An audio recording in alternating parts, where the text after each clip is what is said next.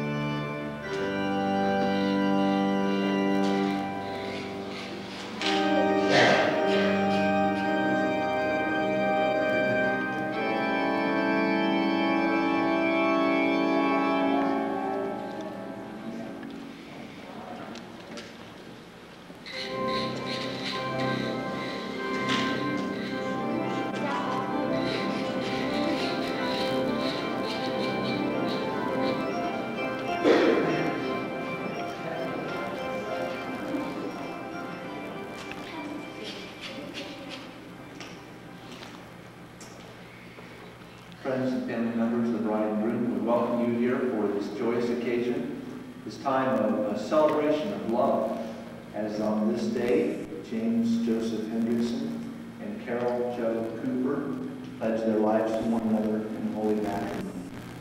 On behalf of the bride and groom, I thank you for your attendance here. For by being here this morning, this afternoon, you show your support of them as they begin this life together as husband and wife on this day. Who supports this man in this marriage?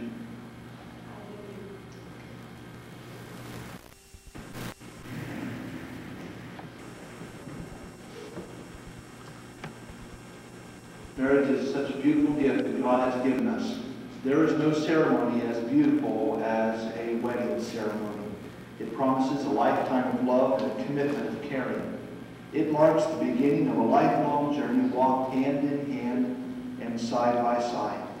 As two people vow to face the obstacles of life and experience the joys of life, endure the sorrows of life, and make the most of life together. Marriage is two hearts, two bodies, and two lives, and pledging themselves inseparable except by death. What a beautiful gift that God has given us. The ability to love someone and the ability to experience love in return. To find someone who is that one special person that we will spend the rest of our lives in a loving relationship like that. Perhaps we could rediscover some of the joy, some of the excitement of a newfound love as we read from the book of Song of Solomon. Letters of love written between Solomon and his wife Abishag. And she writes to him, "Let him kiss me with the kisses of his mouth, for your love is more delightful than wine. Pleasing is the fragrance of your perfume. Your name is like perfume poured out. No wonder the maidens love you. Take me away with you, and let us hurry. Let the king bring me into his chambers. Like an apple tree among the trees of the forest is my lover among the young men. I delight to sit in his shade. His fruit is sweet to my taste. He has taken me to the banquet hall, and his banner over me is love. So strengthen me with raisins, and refresh me with apples, for I am faint with love. His left arm is under my head, and his right arm embraces me." And then he, in return, writes, "You have stolen my heart, my bride. You have stolen my heart with one glance of your eyes, with just one jewel in your necklace. How delightful is your love, my bride. How much more pleasing is your love than wine, and the fragrance of your perfume than any spice. Your lips drop sweetness as the honeycomb, my bride. Milk and honey are under your tongue, and the fragrance of your garments is like the cedars of Lebanon. You are a garden fountain, a well of flowing water streaming down from Mount Lebanon. And we can remember the excitement and the zeal that we felt when we found that one person who would give their very lives for us, their all to us in love. What excitement that inspires. It's the excitement that Adam felt when he awoke from a deep sleep and found that God had created the perfect match for him. In Genesis chapter 2 and verses 23 and 24, we read that Adam was so inspired when he woke and found Eve that he spontaneously composed a poem. It doesn't read like poetry in English, but it does in Hebrew. It says, "This is now bone of my bones and flesh of my flesh, and she shall be called woman, for she was taken out of man." And then Moses later wrote, "For this reason a man will leave his father and mother and be united to his wife, and they will become one flesh." A love so strong, so inspiring, that it would cause a man and a woman to leave behind the most important relationship in their life up to that point, that with their parents, to form a new home with this one special person. James, Karol, God has given you a beautiful gift of one another. Someone you have found in one another who's there for you, lovingly, supportive of you. You can count on it. But remember, while marriage is a gift from God, a good marriage is a gift that you give to each other. And it's something that doesn't come easily. All this joy and all this delight. Marriage doesn't last for a lifetime all by itself. It takes a lot of work and dedication. It takes love. Not the passionate, feeling-centered kind of love of infatuation and romance that our culture seems caught up in. That kind of love is too shallow. It never lasts. It looks at the person who is the object of that love and asks about them, what can they do to make me feel good? And so it's a very self-centered kind of love. But God has intended a greater type of love for you in your relationship.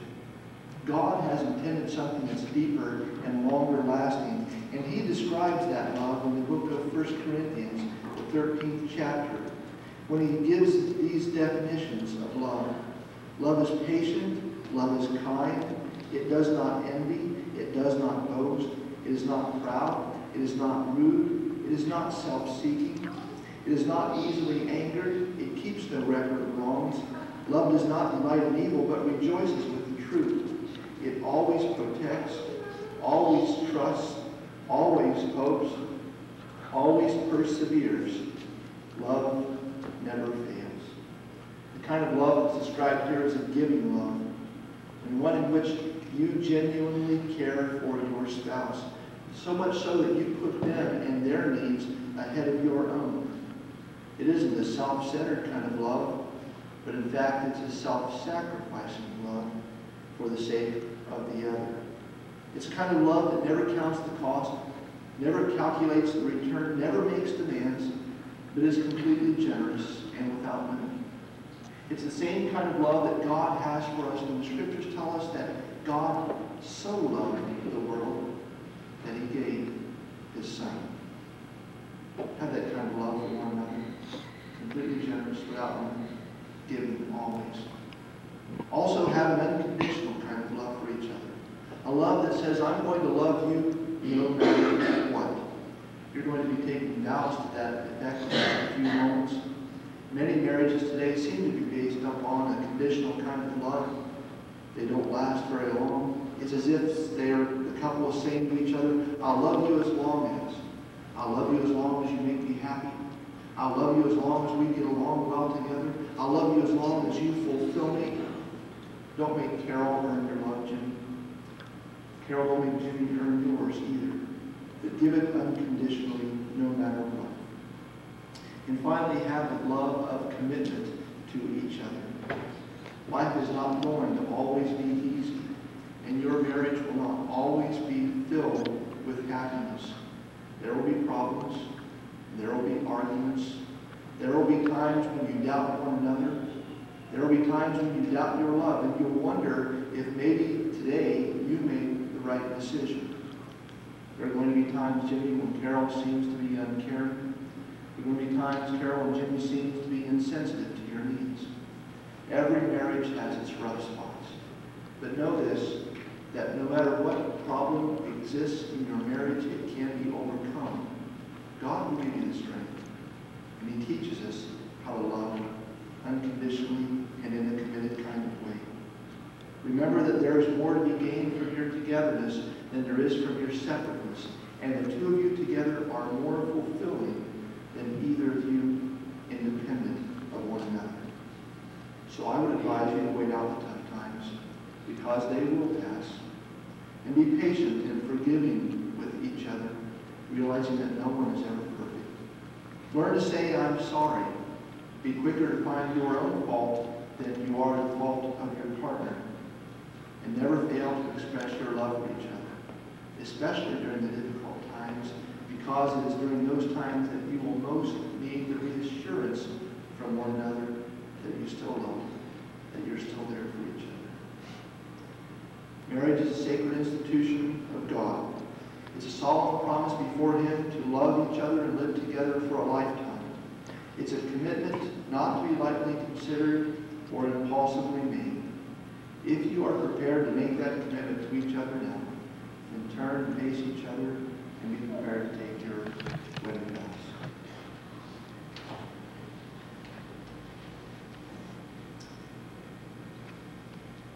To you, James, in the presence of God and these witnesses here today, take this woman, Karol, to be your lawfully wedded wife, and do you promise to love, honor, and cherish her in joy and in sorrow, in sickness and in health, in poverty and in prosperity?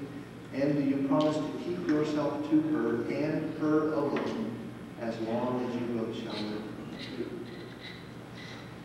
And do you, Karol, also in the presence of God and these witnesses here today, take this man, James, to be your lawfully wedded husband?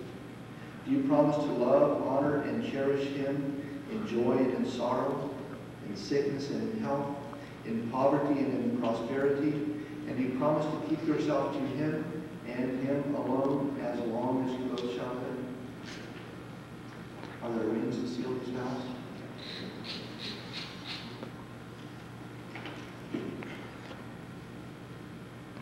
Jimmy, as you place this ring on Karol's finger, repeat to her these words: with this ring, I thee wed, and give thee all my heart's affections.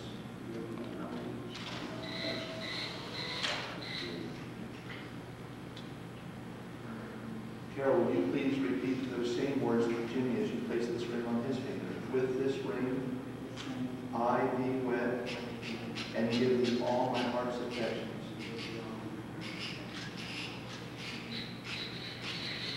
Now, by the authority granted me by the state of Ohio as a minister of the gospel of Jesus Christ, I pronounce you husband and wife. And what God has joined together on this day, let man not separate. You may kiss your bride.